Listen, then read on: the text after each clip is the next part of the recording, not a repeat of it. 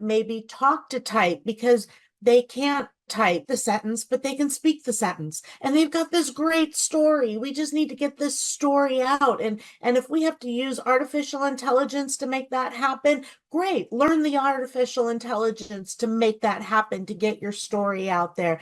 If you need to read something, we're going to make pictures and put the words on there so you can look and start to memorize because you've got this photographic memory, and that's how you make it work. It's getting to know the individual and then coming up with the accommodation that is going to fit, that doesn't even feel like accommodation. It's them learning a tool that then they can bring with them to go into any environment that they may be entering into to be the best that they can be. And that's all anybody wants to be. Hello, everyone, and welcome. I'm Gilda Evans, bringing you the Autism Resource Podcast.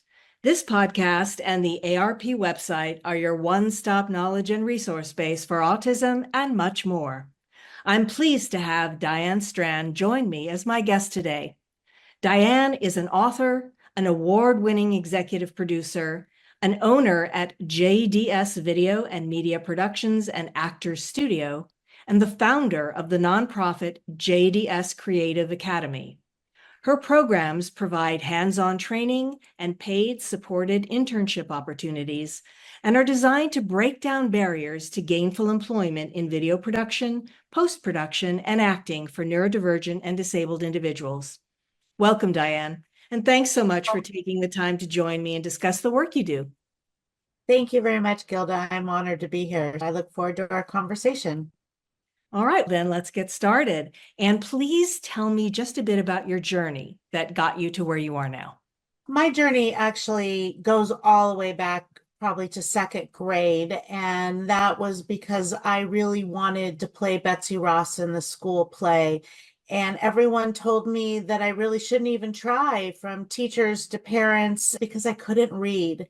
And it turns out that I'm dyslexic. I hadn't been diagnosed yet, but thank goodness to my tenacity that also kicked in. And when people tell me I can't do something, I say, watch me. And I somehow, against all odds, either taught myself how to read or audition. And I got the part of Betsy Ross, and that became my true connection to the arts. And it was really the arts that every step of the way kept me connected enough to school, connected enough to my work, and then to grow it into where it is now, that where I believe my mission is to make other dreams come true and provide hope by helping one person every day. It wasn't something that I set out to do. I didn't, if you would have asked me 10 years ago, even when I started the nonprofit, if I would be where I am today, I couldn't have done that. And I even love the quote by Steve Jobs: you can't connect those dots looking forward. You have to look back and trust that they will connect. And when I look back and look at all those dot moments, I know exactly why I am where I am and how it is that I do what I do with such passion and purpose. I love that story, and I love that attitude. That is the name of the game, right? The can-do attitude. If you tell me I can't do it, it just makes me want to do it that much more and that much harder, and just watch me. I love it. Yeah, Yes. that's absolutely the way to be in my book. So then, how did you end up creating a video production job training program for adults with autism and developmental disabilities? It really came out of meeting a fantastic individual who loved audio. But it starts because I believe when you are working in any industry or business, you've got to get out in your community and you've got to be able to be involved in your community. And I was at a networking event for the chamber and just introduced what it was that we did. And at that time, the nonprofit was solely focused on just the arts and bringing people together and how the arts promoted inclusivity, not really having any kind of real direction with it at that point. And somebody came over and introduced themselves to me and said, I would love to talk with you more about how your nonprofit can really impact people, and the arts would be great. And I was like, I wasn't sure how this would all connect. You worked at a government agency and I'm in the arts, but my philosophy is you say yes. And so I said yes and took the meeting, and then we started talking. Of course, we formed this great friendship and 1 hour of just talking. And in that, she said, I want you to meet somebody else. And this was a young man who had special needs and a learning disability and autism. And he really loved audio. And all he wanted to do was get an opportunity, and he was willing to do anything. And if you knew, this was such a minor part of my business at that point, doing audio, it's like it just came with video production or things you had to do. But I said, yes, sure, come and we'll figure out how to make this work. And he came in as a paid intern to our nonprofit, really helping us move flats and set things up and clean a little bit and do the things that we had to do. But at the same time as we would have video stuff come through that needed audio, we would show him and we would start talking to about it. And he was picking it up so quick. And so all of a sudden it was like, if I can teach him, and I'm not even really teaching, maybe there's something to be had about what we could do. And so I went back to my friend, but I said, what could we do? And she told me we have these programs that you could do. So I sat down with my writing partner and I figured out how to write a curriculum and a program design for a Title 17 job training program in video production and multimedia, and see how we could start to instill skills that people really wanted. And in a different kind of learning nature. And it just inspired me. And we've been rolling ever since. And we're almost at 7 years now with that. Wow, that's fantastic. So then how do you accommodate different learning styles? Because there's going to be different learning styles, right? Everybody who comes in is going to be able to be reached and going to have to be accommodated perhaps a little bit differently, going to have a different style that they take the curriculum in and so forth. So how do you accommodate for that? And tell me a bit about how your hands-on training actually works.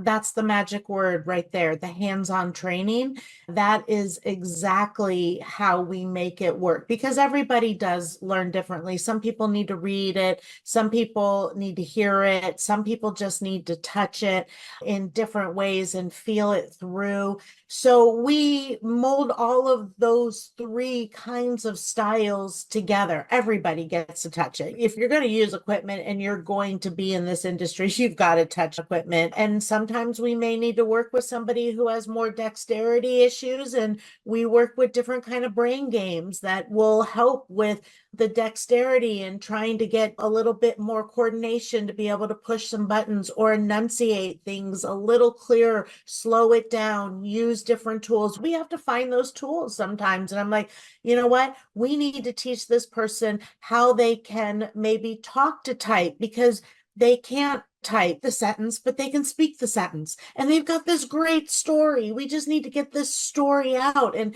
if we have to use artificial intelligence to make that happen, great. Learn the artificial intelligence to make that happen, to get your story out there.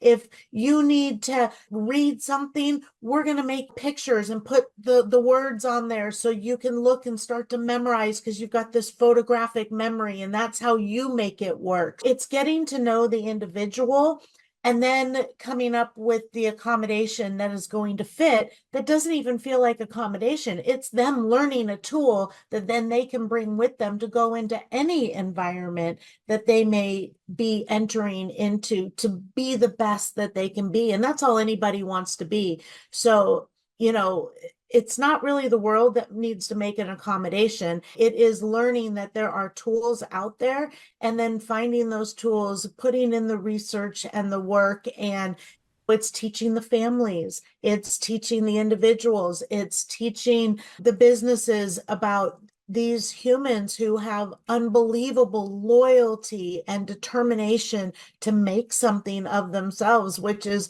far better than sometimes their counterpart who are mainstream and have that entitled attitude that it's like, give it to me. Well, I'll take the other any day of the week who wants to put in the effort than the one that thinks that they just expect it and deserve it just because. And I'm like, what have you done to show me that? Where this one over here is showing me every single day how much this means to them. Yeah. So what I'm hearing is that it's a lot about flexibility and adaptability. So that Absolutely. leads me to my next question. You like to say that the arts touch everything. So can you please elaborate on that and how you create that inclusive environment that brings everybody together? Sure. The arts inspire, they educate, they share history, they market, they advertise. The inclusiveness is because art is subjective in and of itself. So as you go into that, you have to be inclusive to what the artist was thinking, to the way other people are interpreting it, to how it's being received, how it lasts through time. If that's not showing and teaching inclusivity, that's where that really comes from. And the best thing that the arts teach, especially in my case, it's grit and determination, because it's not always an easy field to break into. And even when you've broken in, some are reaching high levels of success and fortune, while others are not reaching that same level of fortune, but you have that determination and that grit to keep going. And that's what it taught me. I think that's what it teaches my participants and my staff even, is there is a grind to it, but you work through it. And that's what I think why it touches everything. Sure, we all have to market and communicate, and you can turn it into some sort of business resource in there, whether it's social media or technology or making a video or telling a story or writing a message. Yes, the arts make all of that happen, graphics, beautiful stuff that you have to make out there, but it teaches the back end things that you get on such a different level that get ingrained into your body. And so that's where the inclusivity comes from, because when we're having a conversation, I can be sitting there talking to someone. I know I don't have the same idealistic ideas about the way the world needs to be run, but we can find some sort of common ground if we're sharing something that is creative and something that comes from the heart and something that comes. So you can teach that inclusivity, because we can get back to that, and then all the other stuff goes away to where in that moment it's not so important anymore. And being in the moment and looking at another human and another individual and how we can see the benefits of that, and then how you can leverage that. That's what we do. So if this person can excel in this one thing, then let's leverage that and not worry about all the things that maybe they can't do or they don't want to do, or there's some sort of barrier to doing. Let's work on what works and move from there. Yeah, I so agree with you. You're talking about grit and persistence and determination. That's really what it's all about. I have a favorite saying: I welcome the no's and the turn downs and whatever, because every no is one no closer to that yes that you're going to get down the line. You just got to keep going. I say that pain and discomfort is temporary. It's the growth on the other side that's permanent. I love that. I know you're about the hands-on part and all of that. So do you have people coming to you from all over? What if there's someone, let's say, from out of your area where your facility is located that wants to access what you have to offer, that wants to learn from you? Is that possible? And how would that work? We are rolling out Arts Across America, and that is our way of bringing this to all parts of America at the moment. We'll go for the world later, but Arts Across America, whether you are a creative that's looking to launch mainstream or neurodiverse, we have programs that can help you. Or if you want to create a creative academy like I have done, we're going to show you how you can do that as a nonprofit, a for-profit, how you can create a program like we have to help individuals learn a trade and a skill so they can go out and be successful in their career choices as well. So Arts Across America is coming everywhere. We are in the process of rolling that out. We have a webinar, actually. I am not sure when this is airing. That is on October 29th, but we will continue to have them for people who want to get involved and be a part of it. So that's how we're going to do it. We want creative academies, and not in a franchise model type of thing. That's not what we're doing. But we want creative academies to pop up all over so people can do the arts as they want to do them and share them and bring in others to be able to learn and teach and grow. And so you can turn your dreams into realities, and with a little passion, purpose, and profits are good too. That's wonderful, because it is terrific to be able to spread that knowledge and make those opportunities available to people wherever they might happen to be. So what then is the one most important takeaway you think that you want to leave our listeners with? I am an acronym believer, and I've used a couple of them, from HOPE, helping one person every day, lead with a little bit of kindness. I talked about turning your dreams into realities, and a dream is a little bit of direction and realization. You evaluate it, you take action, and you create that momentum. And that's what I really want to leave people with, is your dreams can be reality. And I believe it's with arts and creativity. I think that's how we can make things kinder, nicer, more together, more whole. Doesn't mean we all have to think the same or be the same, but if we can find a commonality, then we can all lead from there. And that's with passion, purpose. And that's how I live. And I hope to be able to open more doors for others to live that way too. Thank you so much, Diane, for those thoughts and for your time and for sharing your story with us today. Thank you. I've enjoyed this very much. If you like what you hear, please subscribe to the podcast.